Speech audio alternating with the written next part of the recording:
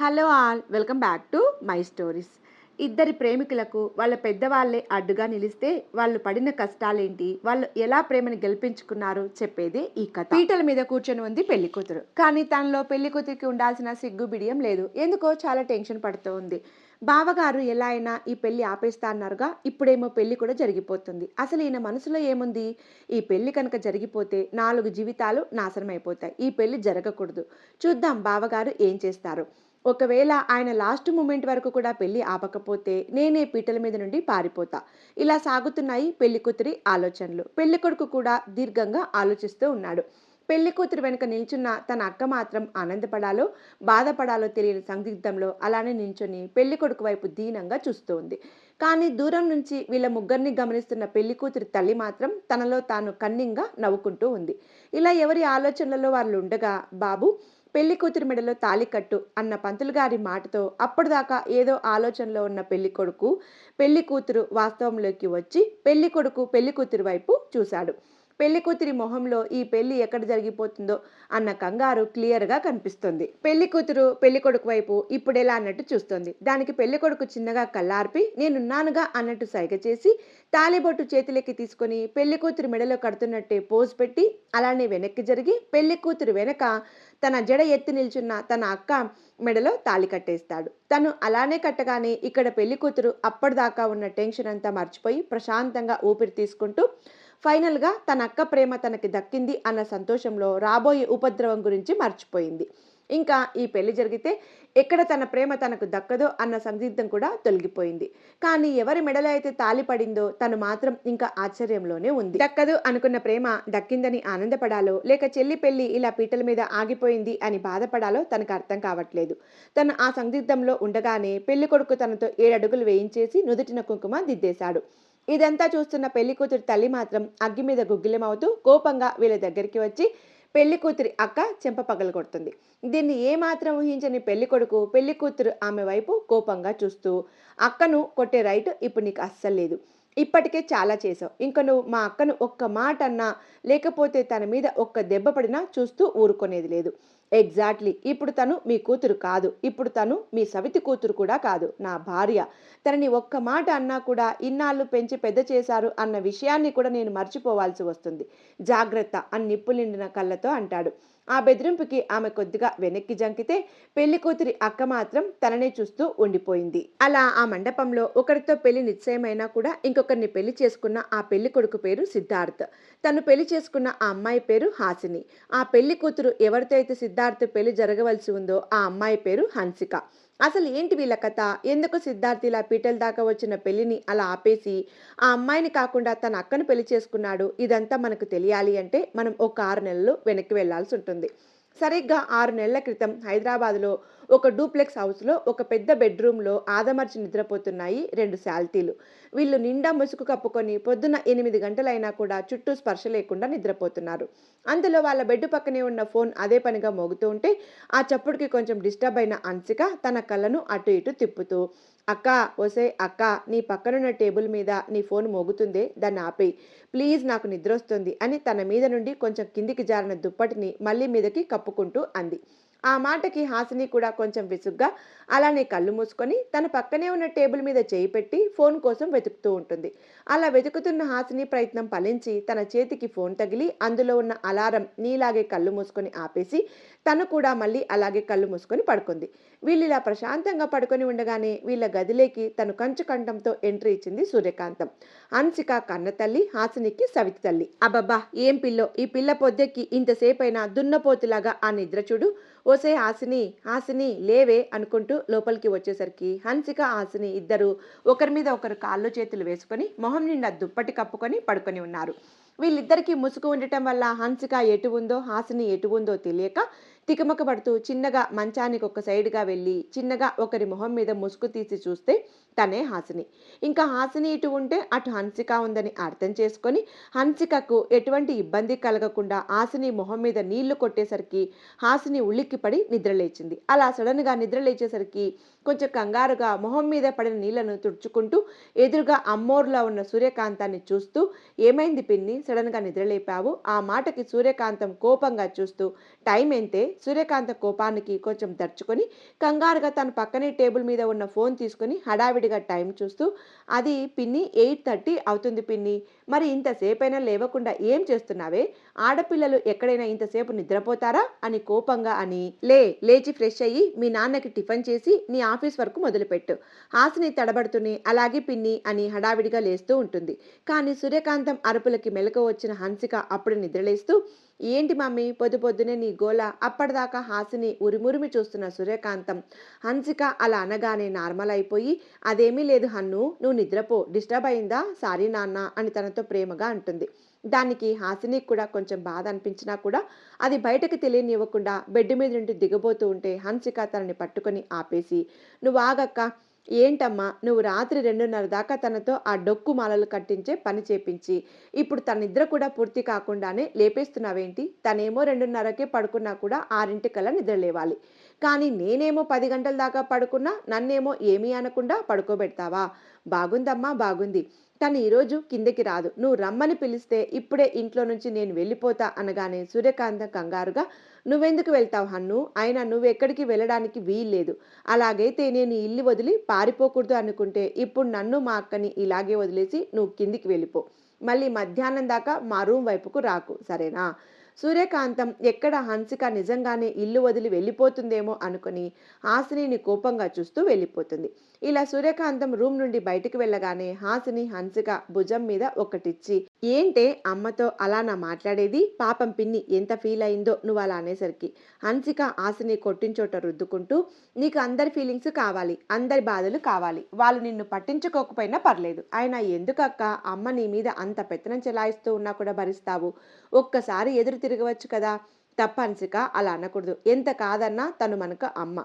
తనకు మనం ఇద్దరం అంటే చాలా ఇష్టం. కానీ నీ మీద వేరేలాగా తన ప్రేమను చూపిస్తుంది, నా మీద వేరేలాగా చూపిస్తుంది అంతే. చూడక్క, ఇది కేవలం నువ్వు నన్ను తృప్తిపరచడానికి అంటున్నావని నీకు తెలుసు, నాకు తెలుసు. ఎందుకక్క అమ్మ అన్ని రకాలుగా నిన్ను టార్చర్ పెట్టాలి అని చూస్తున్నా కూడా అమ్మనే సపోర్ట్ చేస్తూ ఉంటావు? హాసిని దానికి హన్సిక బుగ్గలు గట్టిగా లాగుతూ, ఎందుకంటే నేను ఎప్పుడో చిన్నగా ఉన్నప్పుడు మా అమ్మ చనిపోయింది. నాకు అమ్మ మొహం కూడా గుర్తులేదు. అలాంటి టైంలో పిన్ని మా జీవితాల్లోకి వచ్చింది. నా మీద కొంచెం కోపంగా ఉంటూ రుసరుసలాడుతూ ఉంటుంది ఎప్పుడు. కానీ ఎంతమంది చెప్పినా నన్ను ఇంట్లో నుంచి గెంటేయలేదు. ఎప్పుడు ఎక్కువ పనులు కూడా చేయించదు. తను నాతో కేవలం నాన్నకు టిఫిన్ మాత్రమే చేయిస్తుంది. అది కూడా ఎందుకంటే నాన్న నా చేతి టిఫిన్ తప్ప ఎవరి చేతిది తినడు కాబట్టి. ఒక్కోసారి ఆలోచించు, పిన్ని కనుక నన్ను రోడ్డు మీద వదిలేసి ఉండుంటే నా పరిస్థితి ఏముండేది చెప్పు? అందుకే పిన్ని ఏం చెప్పినా కూడా దాన్ని తూచా తప్పకుండా పాటిస్తాను. సరే తల్లి సరే, ఇప్పటికైతే పడుకో. అసలే రాత్రి మాలలు గుచ్చుతూ 2:30కి పడుకున్నావు. నేను నిన్ను ఇంకొంచెం సేపు అయ్యాక నిద్ర లేపుతాను. లేదా హాసిని, ఇంకా ఆల్రెడీ లేచా కదా, నిద్ర పట్టదు. సో నేను ఫ్రెష్ అయి నా ఆఫీస్ వర్క్ చేసుకుంటా, సరేనా? సరే అక్క, నేను కూడా నా వర్క్స్ మొదలు పెట్టాలి. పద మనిద్దరం మన పని మొదలు పెడదాం అని ఇద్దరు ఫ్రెష్ అయ్యి హాసిని స్టడీ టేబుల్ మీద, హన్సిక బెడ్ మీద కూర్చొని ఎవరి వర్క్స్ వాళ్ళు చేసుకుంటూ ఉంటారు. హన్సిక ఒక మంచి రైటర్. తను రాసే రచనలు బాగున్నప్పటికీ అవి ఎక్కువ అమ్ముడు పోకపోవటంతో తన రైటింగ్స్ని ఇంకా ఎలా ఇంప్రూవ్ చేసుకోవాలా అని చూస్తూ తన రచనా శైలికి పదును పెడుతూ ఇంట్లోనే ఉంటూ కొత్త కొత్త విధంగా తన రచనలు రాస్తూ ఉంటుంది. హాసినికి ఒక పెద్ద ఎంఎన్సీలో జాబ్ వచ్చింది. కానీ వాళ్ళ పిన్నికి తనని ఇంటి నుండి బయటకు పంపడం ఇష్టం లేకపోవడంతో వాళ్ళ బాస్ని ఒప్పించి హాసిని ఇంట్లోనే నుండి వర్క్ ఫ్రమ్ హోమ్ చేస్తూ ఉంటుంది. ఇంకా వీళ్ళు అలానే పని చేసుకుంటూ టైంని చూసుకోరు. సుమారు మధ్యాహ్నం 11 గంటలు అవుతుండగా సూర్యకాంతం లోపలికి వస్తూ, హన్ను నీకోసం ఏం తెచ్చానో చూడు అని హన్సిక పక్కనే బెడ్ మీద కూర్చుంటారు. ఏం తెచ్చావమ్మా అని తన ల్యాప్టాప్లో నుండి తల ఎత్తకుండానే అడుగుతుంది. సూర్యకాంతం తను తెచ్చిన కవర్లో నుండి ఒక long length pink Anarkali model డ్రెస్ని బయటకు తీసి అది హన్సికకు చూపిస్తూ, ఇదిగోరా, ఇది నీకోసం తీసుకువచ్చా, చూసి చెప్పు ఎలా ఉంది అని. హన్సిక ఆ డ్రెస్ చూసి గట్టిగా అరుస్తూ సూర్యకాంతాన్ని హగ్ చేసుకొని, థ్యాంక్స్ అమ్మా, ఈ డ్రెస్ చాలా బాగుంది అని అద్దంలో ఆ డ్రెస్ తన మీద పెట్టుకొని చూసుకుంటూ చెప్తుంది. దానికి సూర్యకాంతం నవ్వుతూ, నీకు బాగుంటుంది అని గంట సేపు షాపింగ్ చేసి తీసుకొని వచ్చా, నీకు నచ్చింది, నాకు అదే చాలు అని అంటుంది. హాసిని కూడా ఆ డ్రెస్ హన్సికకి బాగుంది అని తను కూడా హన్సికని నవ్వుతూ చూస్తూ ఉంటుంది. హన్సిక తన డ్రెస్‌ని చూసుకుంటూ మురిసిపోతూ ఉండగా తనకి సడెన్‌గా ఒకటి తట్టి, "అమ్మ మరి అక్కకి డ్రెస్సు" సూర్యకాంతం కొంచెం నొచ్చుకుంటూ, తనకు కూడా తెచ్చా" అదే కవర్‌లో నుండి ఇంకో డ్రెస్ తీసి హాసినికి ఇస్తుంది. హాసిని ఎంతో ఆనందంగా ఆ డ్రెస్ తీసుకొని చూసుకుంటుంది. కానీ ఆ డ్రెస్ చూడగానే హాసిని ఫేస్ మాడిపోతుంది. ఎందుకంటే ఆ డ్రెస్ చాలా చిన్న కుర్తీ. అది కూడా చాలా ప్లెయిన్‌గా అసలు చూడ్డానికి ఏమాత్రం బాగోదు. అయినా హాసిని దానికి ఏమీ అనకుండా నవ్వుతూ థాంక్స్ పిన్ని అంటుంది. కానీ హన్సిక అది చూసి చాలా కోపం వచ్చి సూర్యకాంతాన్ని ఏదో అనబోయి అంతలో హాసిని సైగ చేసేసరికి ఏమీ అనలేక హాసిని దగ్గరికి వచ్చి తన చేతిలో ఆ డ్రెస్ పెట్టేసి "అక్క నువ్వు ఈ డ్రెస్ తీసుకో. ఈ డ్రెస్ నాకంటే కూడా నీకే బావుంటుంది" అని అంటుంది హన్సిక. హన్సిక చేసిన పనికి హాసిని షాక్ అయితే సూర్యకాంతం కోపంగా "కానీ ఆ డ్రెస్ నీకు తెచ్చా హన్ను. తనకిస్తావేంటి? అబ్బా అమ్మ ఇప్పటికే నా అల్మార నిండా బట్టలున్నాయి. ఇప్పుడు కొత్తగా ఈ జతని నేనేం చేసుకుంటా చెప్పు? అదే అక్క అనుకో అసలు బట్టలే సరిగ్గా కొనుక్కోదు. అందుకే తనకిచ్చేసా."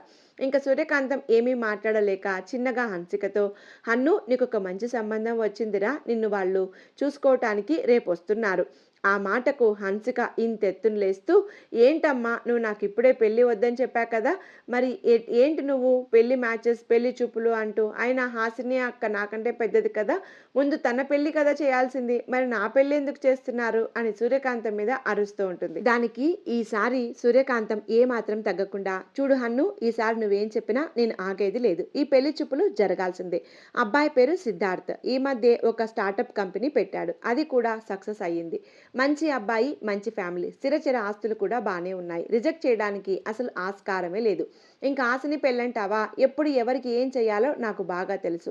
నువ్వు కనుక ఈ పెళ్లి చూపులకి ఒప్పుకోకపోతే నేనేం చేస్తానో నాకే తెలీదు. నీకు నా సంగతి బాగా తెలుసు ఆలోచించుకో" అని అక్కడి నుండి బయటికి వెళ్తూ హాసిని వైపు చూసి "తనను పెళ్లికి ఒప్పించాల్సిన బాధ్యత నీదే. నువ్వేం చేస్తావో నాకు తెలీదు. తను రేపు పెళ్లి చూపుల్లో ఎలాంటి హంగామా చేయకుండా కూర్చోవాలి" అని అక్కడి నుండి వెళ్ళిపోతుంది. తను అలా వెళ్ళగానే హన్సిక బెడ్ మీద తల పట్టుకొని కూర్చుంటుంది. "ఏంటి హన్సిక నువ్వు కూడా? ఇప్పుడు పెళ్లి ఏమీ జరగదు కదా! పెళ్లి చూపులు మాత్రమే కదా! ఒప్పుకోవచ్చు కదా!" "అక్క నీకు అమ్మ గురించి తెలీదా?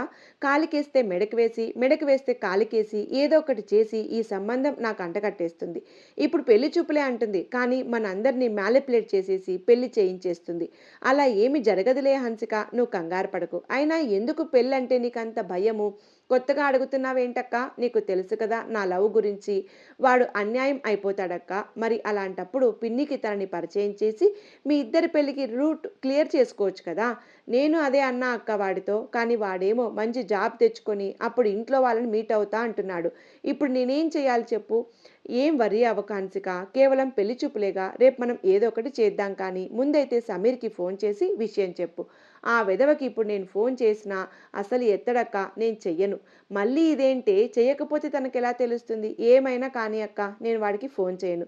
మళ్ళీ గొడవయిందా ఇద్దరికీ? ఈసారి వాడే స్టార్ట్ చేశాడక్కా. గొడవ ఎవరు స్టార్ట్ చేసినా కూడా కంటిన్యూ మాత్రం ఇద్దరు చేస్తారుగా. సరే నువ్వైతే ఇప్పుడు ప్రశాంతంగా నీ పని చేసుకో. రేపు చూద్దాం ఏం చెయ్యాలో." హన్సిక సరే అని ఎవరి పనుల్లో వాళ్ళు నిమగ్నమైపోతారు. వీళ్ళిద్దరూ ఎవరి పనుల్లో వాళ్ళు చేసుకుంటూ ఉన్నప్పటికీ రేపటి పెళ్లి చూపుల గురించి ఆలోచిస్తూ ఉన్నారు. ఈ ఆలోచనలో ఉండగానే లంచ్ టైం అవటంతో ఆలోచనలన్నీ కట్టిపెట్టి వీళ్ళిద్దరూ తినడానికి కిందికి వెళ్ళిపోయారు. వీళ్ళు కిందికి వెళ్ళేసరికి ఆల్రెడీ డైనింగ్ టేబుల్ మీద సూర్యకాంతం అన్ని వంటకాలు సదిరేసింది. రంగారావు అంటే హాసిని, హన్సికల తండ్రి కూడా డైనింగ్ టేబుల్ దగ్గర కూర్చొని ఉన్నాడు. వీళ్ళు కిందికి వస్తూ ఉంటే రంగారావు హాసినిని చూస్తూ హాసిని తల్లి గుర్తుకు వస్తూ ఉంటే బాధగా ఆమెను తలుచుకుంటూ "ఎందుకు మా ఇద్దరిని వదిలి వెళ్ళిపోయావు కుసుమ? నువ్వు వెళ్ళిపోయాక నాకు మన వాళ్ళు బలవంతంగా ఈ సూర్యకాంతాన్నిచ్చి పెళ్లి చేశారు. తను నాకు పెళ్ళాం అవ్వగలిగింది కానీ నీకు తల్లి కాలేకపోయింది.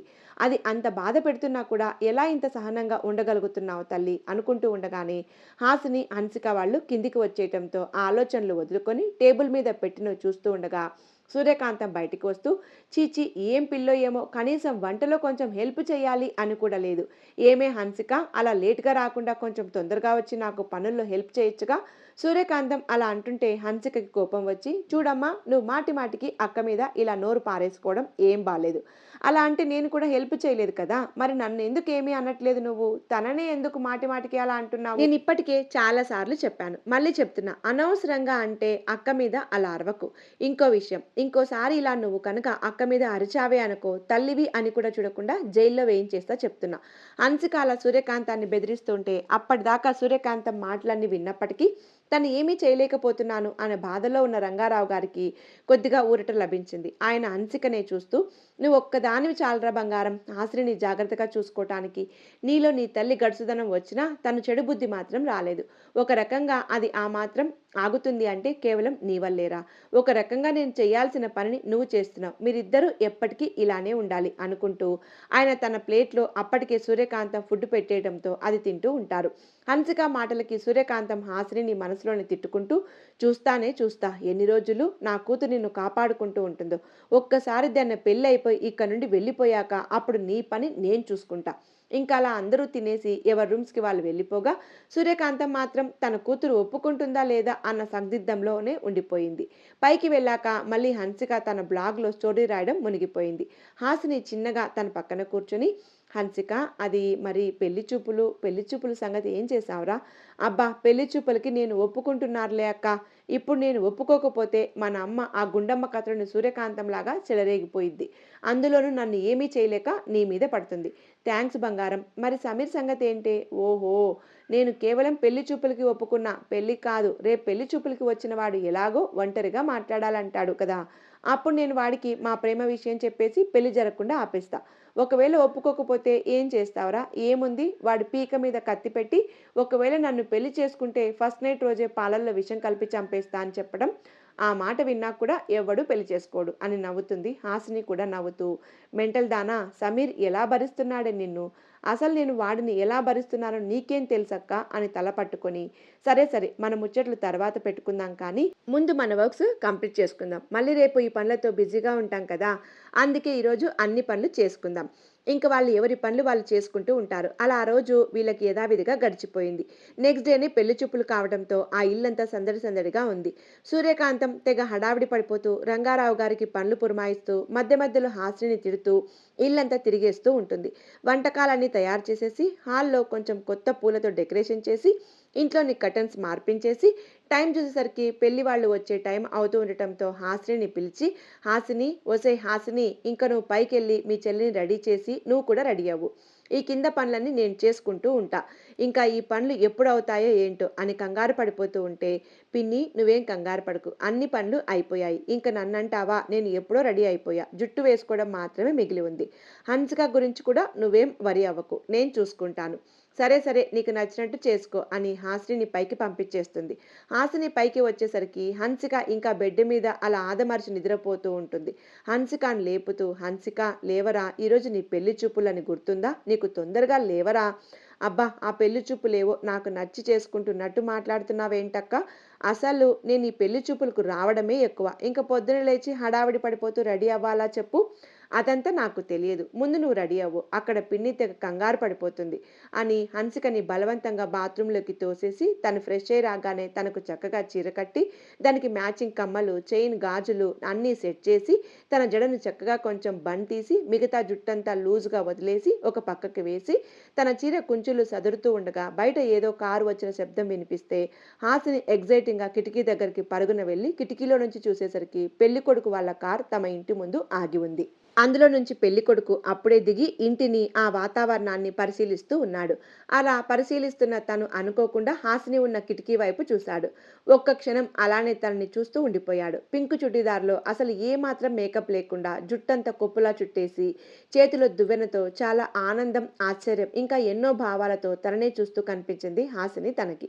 అప్పటిదాకా ఏదో తల్లిదండ్రుల బలవంతంతో ఈ పెళ్లి చూపులకి వచ్చిన తనకి హాసినిని అలా చూడగానే తనే పెళ్లి కూతురు అనుకొని తను పెళ్లి చూపులకు వచ్చి మంచి పని చేశాను అనుకున్నాడు. తనకి ప్రేమ, పెళ్లి ఇవన్నిటి మీద అస్సలు నమ్మకం లేదు. కానీ హాసినిని చూడగానే తన అమాయకత్వానికి పడిపోయాడు. మొట్టమొదటిసారి తనకు లవ్ అట్ ఫస్ట్ సైట్ మీద నమ్మకం కలిగింది. తనని అలానే చూస్తూ ఇంట్లోకి అడుగుపెట్టాడు. సిద్ధార్థని చూసిన హాసిని కూడా రెప్ప వేయకుండా తననే చూస్తూ ఉండిపోయింది. తన చెల్లి హన్సిక మీద ఉన్న భయంతో చిన్నప్పటి నుండి ఒక అబ్బాయి కూడా తనతో మాట్లాడే ధైర్యం చేయలేదు. ఇంకా తను కూడా చాలా భయస్థురాలు కాబట్టి తను కూడా ఎవరితో మాట్లాడేది కాదు. అబ్బాయిలంటే స్వతహాగా భయం కూడా తనకు.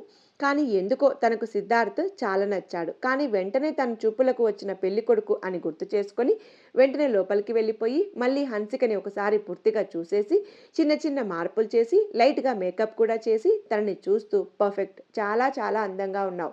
నీకు నా దిష్టే తగిలేటట్టు ఉంది అని తనకు మెటికలు విరిచి తనకు రెడీ అవ్వటానికి కూడా ఎక్కువ టైం లేకపోవటంతో తన జడకి చిక్కుళ్ళు మాత్రం తీసుకొని అంతా ఒక సైడ్‌కి వేసేసి చిన్న స్టిక్కర్ పెట్టుకొని పద పద బయటికి వెళ్దాం మనం.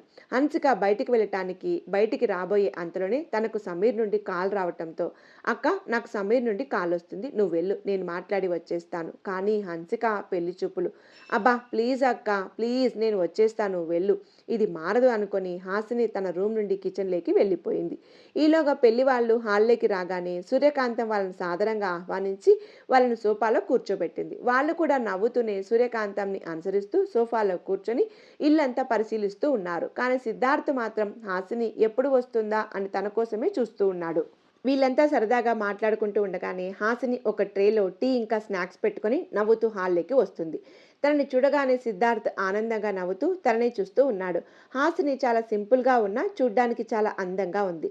సిద్ధార్థ్ తల్లిదండ్రులు కూడా హాసినినే పెళ్లి కూతురు అనుకొని వాళ్ళు కూడా తన తొలి చూపులోనే నచ్చటంతో తనని నవ్వుతూ చూస్తూ ఉన్నారు. హాసిని నేరుగా వీళ్ళ దగ్గరికి వచ్చి టేబుల్ మీద ట్రే పెట్టి నమస్తే ఆంటీ, నమస్తే అంకుల్ అని సిద్ధార్థ్ వైపు తిరిగి హలో అని చెప్పి తన తండ్రి పక్కన కూర్చుంటుంది. సూర్యకాంతం హాసిని వైపుకు తిరిగి చిన్నగా తన చెవిలో హన్సిక ఏది హాసిని.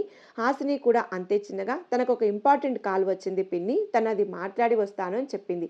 మీరేమి కంగారు పడకండి తను వచ్చేస్తుంది. ఈలోగా వీళ్ళంతా కూడా మాట్లాడుకుంటూ ఉన్నారు. కానీ సిద్ధార్థ్ మాత్రం హాసినినే చూస్తూ ఉన్నాడు. ఈలోగా హన్సిక తన కాల్ మాట్లాడేసి తొందరగా హాల్లోకి వచ్చి అందరిని చూసి నవ్వుతూ తను వాళ్ళ నాన్నకి ఇంకో పక్కన కూర్చుంది. వీళ్ళంతా ఇలా ఉండగానే బాబు అమ్మాయితో ఏమన్నా మాట్లాడు బాబు. అలాగే ఆంటీ అని హాసిని వైపు తిరిగి హలో అండి. హాసిని కొంచెం అమాయకంగానే హలో అండి.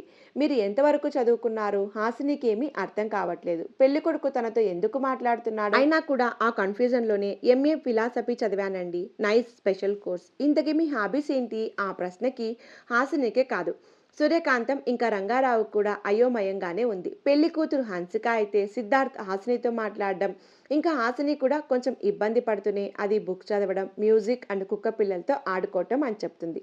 సిద్ధార్థ్‌కి తన హాబీస్ చాలా చాలా నచ్చాయి. తను ఎంత సింపుల్‌గా ఉంటాడో హాసిని కూడా అంతే సింపుల్‌గా ఉండటం తనకు చాలా చాలా నచ్చేసింది.